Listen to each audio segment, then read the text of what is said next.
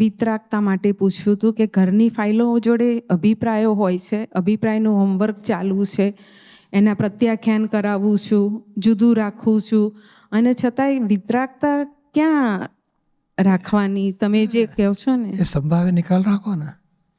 એની માટે એના ખરાબ ઉપર દ્વેષ નહીં, સારા ઉપર રાગ નહીં.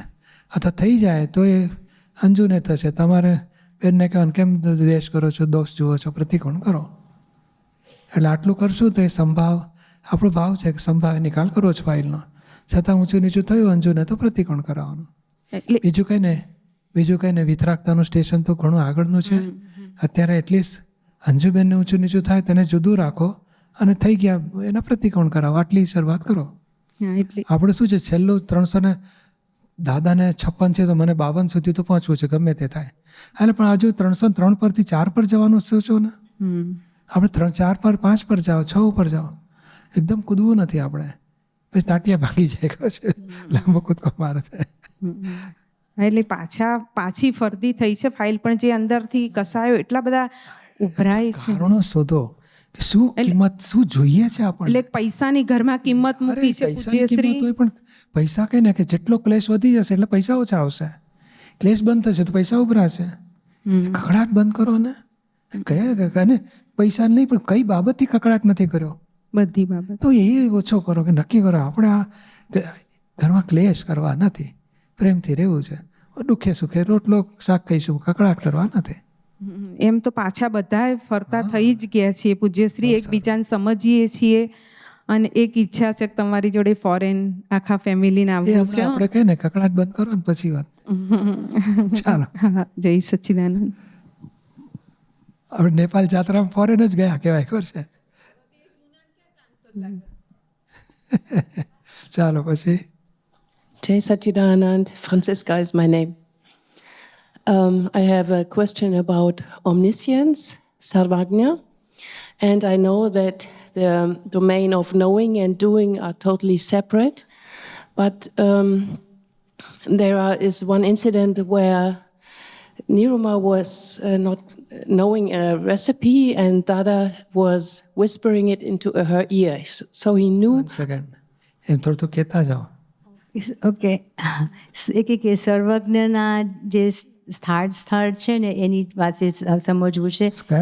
સર્વજ્ઞ જે જુએ છે ને, જે જાણે છે ને, સર્વજ્ઞનું પદ ઉપર છે. એ કે દાદાએ નિરૂમા રેસીપી વખતે કાંઈ રસોઈની રેસીપી માટે કહે છે એ કે દાદાએ એમને કાંઈ કાનમાં કહેતા હતા.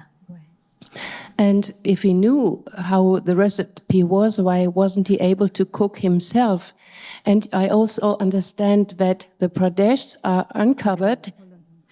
કે દાદાને જો બધું દેખાતું હોય તો એમની પોતાની જાતે કેમ રસોઈ નથી કરી શકતા કે નથી કરી રસોઈ?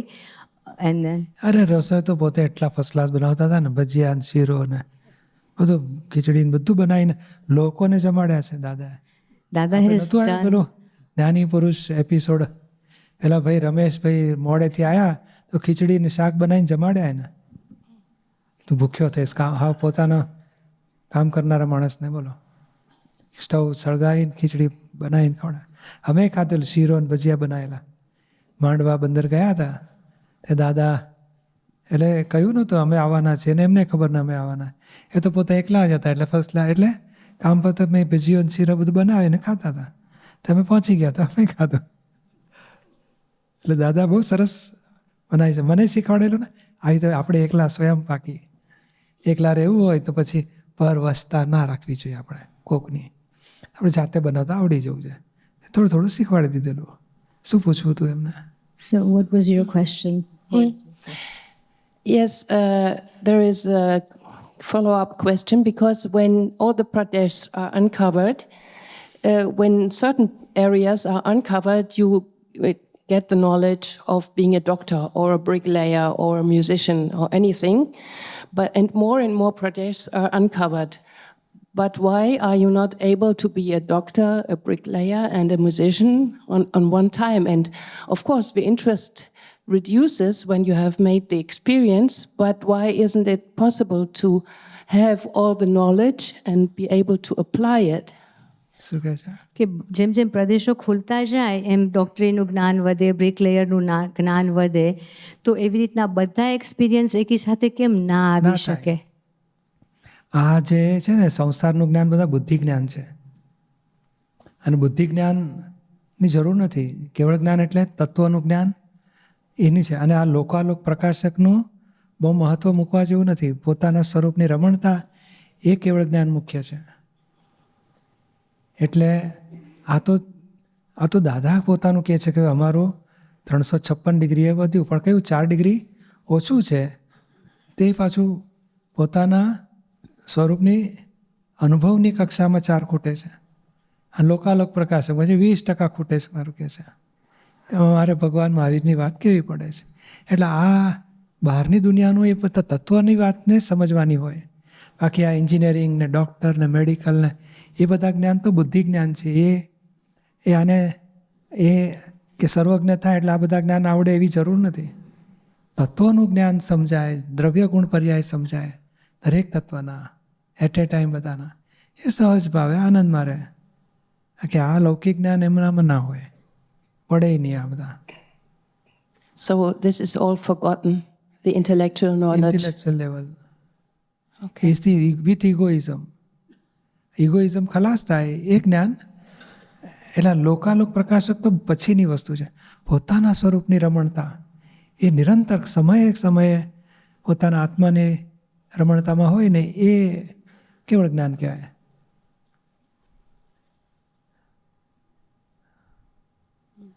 કેવળ નિજ સ્વભાવનું અખંડ વર્તે ધ્યાન, કહીએ કેવળ જ્ઞાન તે દેહ છતાં નિર્વાણ.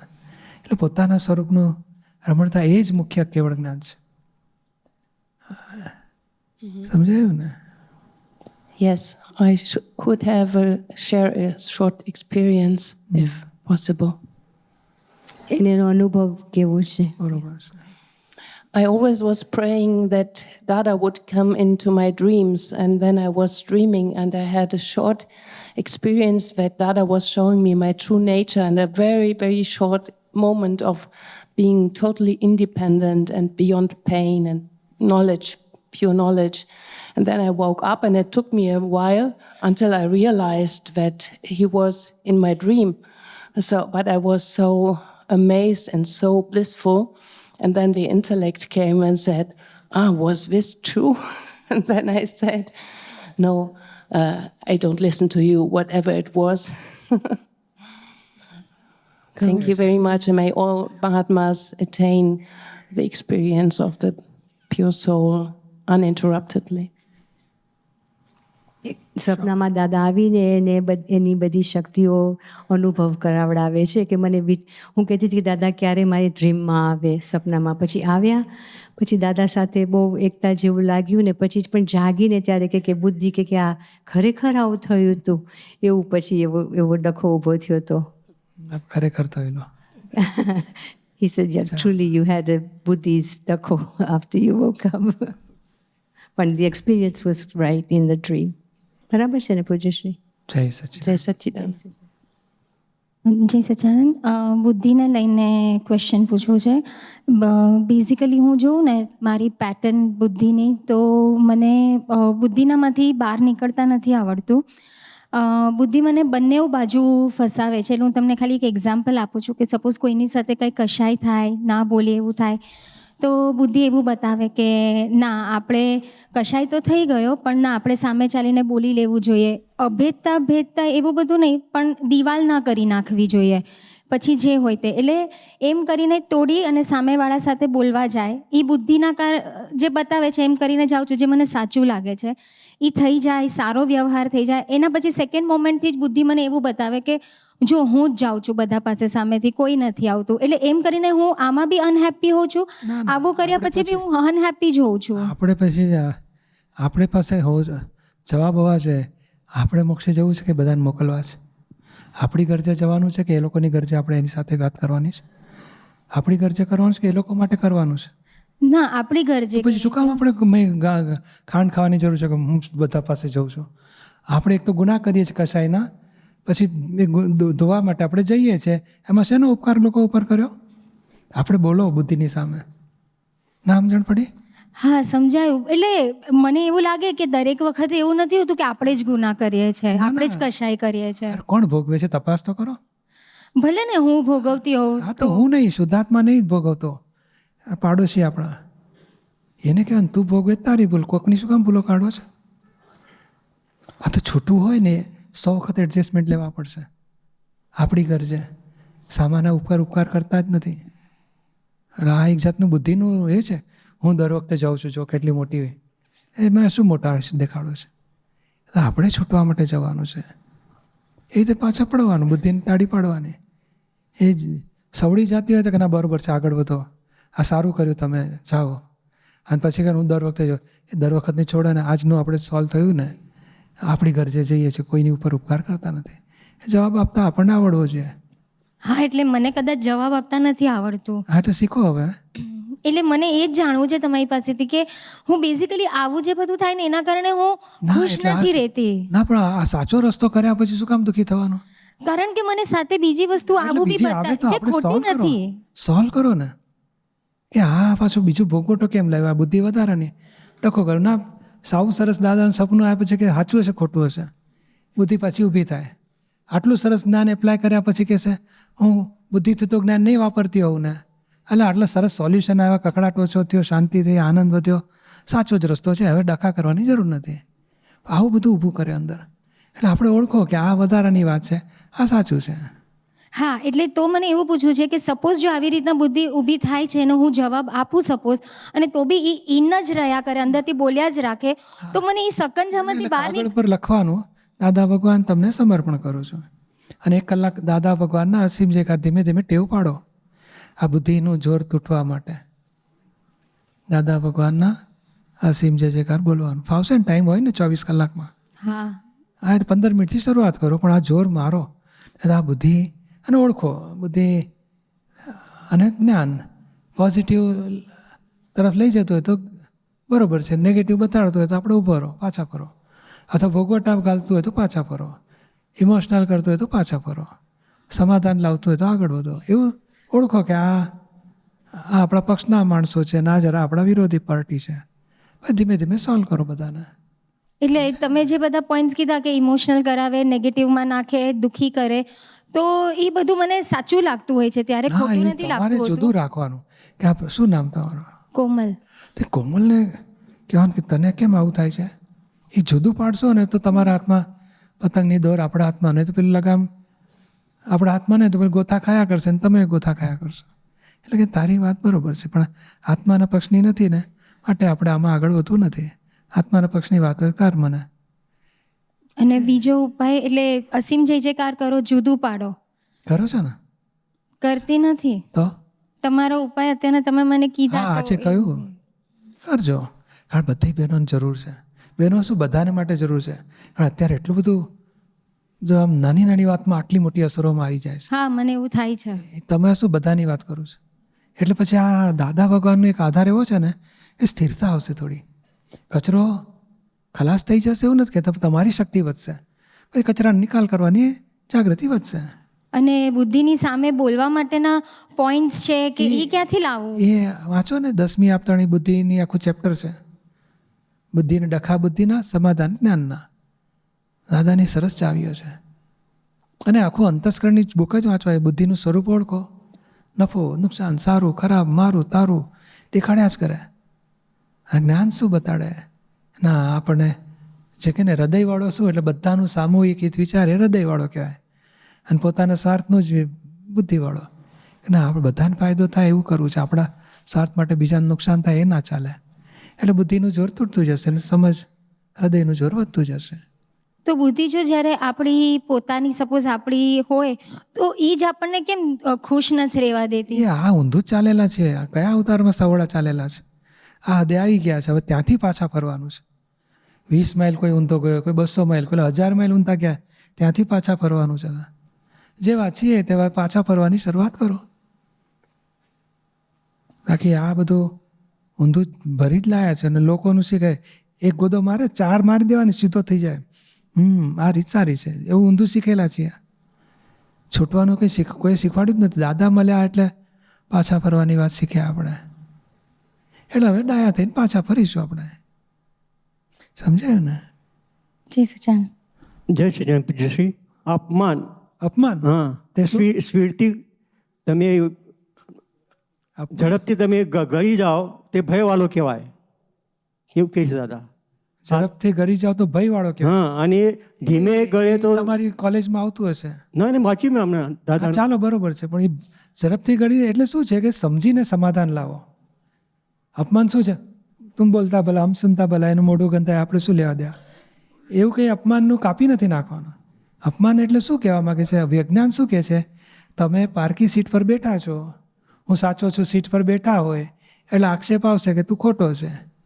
એટલે આપણે સમજવાનું કે આ કોઈ જગ્યાએ બેઠો છું, મારે શુદ્ધાત્માની સીટ પર જવાની જરૂર છે. પાછા ફરો ને એટલે અપમાનનું દુઃખ મટી જશે.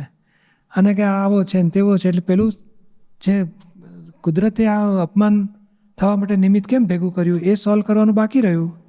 અને પેલા નિમિત્ત જોડે ઝઘડી પડ્યા અથવા તો કાપી નાખ્યો, ભેદ પાડી દીધો. મારે કંઈ વાત સાંભળી નથી, તારું મોટું તારે લેવા દેવા, મારે શું લેવા દેવા? એટલે એ રીત સાચી નથી કે મને આ અસર કેમ થઈ.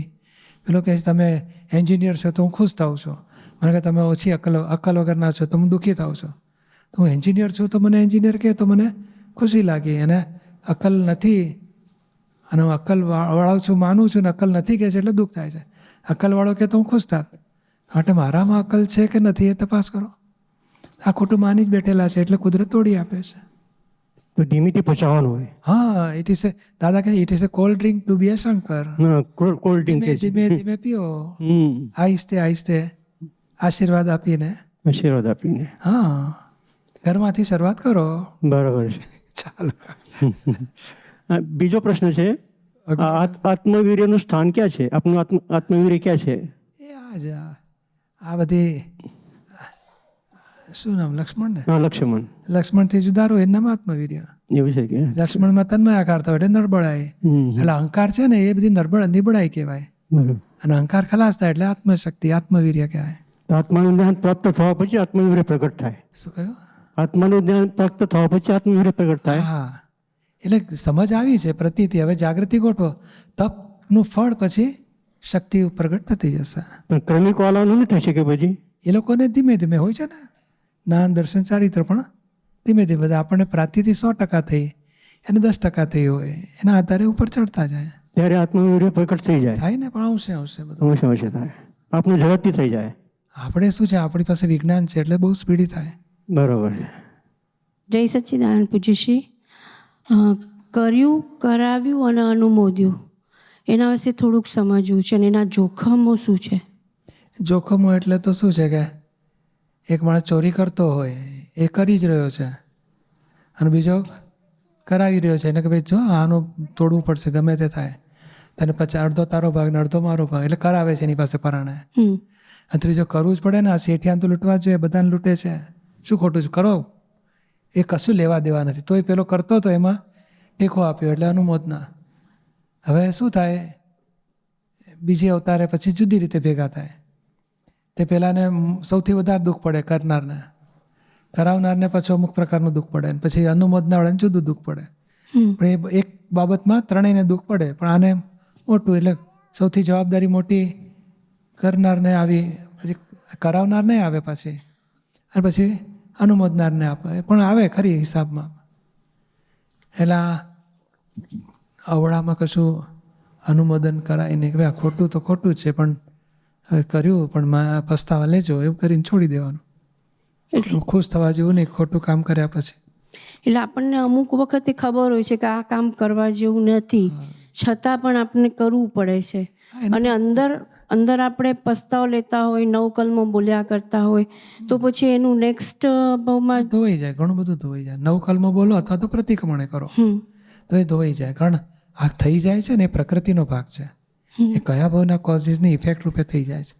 અને આજે આપણો ભાવ બદલી નાખ્યો એટલે ધોવાઈ જાય, પછી છૂટી જાય.